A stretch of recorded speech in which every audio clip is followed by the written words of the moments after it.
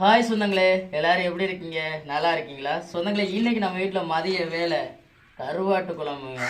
சாதாரண கருவாட்டில் குழம்பு வச்சாலே அவ்வளோ ஒரு டேஸ்ட்டாக இருக்கும். டேஸ்டான மீனுங்க கொடுவா.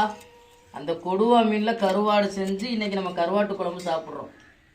அந்த கருவாட்டு குழம்புக்கு இதமாக அப்பளம், அந்த கருவாட்டுக்கு இதமாக அவிச்ச முட்டை.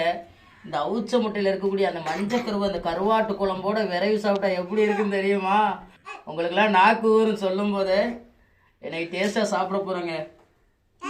கொடுவா கருவாடில் மிச்சம் இந்த ஒரு துண்டு தான் கரைஞ்சிட்டு சொந்தங்களே. எனக்குலாம் வெறும் தோல் தான் கிடக்கு. என்னத்தா குணாங்கத்தா? அப்பா குணாங்கத்தா, அப்பா இங்கே வா. உங்களுக்கு வேணுமா? நார்மலாக கொடுவா சரியான ஒரு டேஸ்டான மீன். அது டேஸ்டான மீனை தாண்டி மற்ற மீன்களை மாதிரி அது ரெகுலராக வாங்கலாம் முடியாது. எனக்காட்டும் அதிர்ஷ்டம் கண்ணில் பார்த்தா தான் உண்டு. அப்படிப்பட்ட மீனை கருவாடா பண்ணி கொடுக்கும்போது எப்படி இருக்கும்? அப்படியே ஒவ்வொரு பீஸும் அல்வா ரோதல் கணக்கு அப்படியே வெட்டியே நம்ம கணக்கு கொடுத்துட்டு இருந்தாங்க.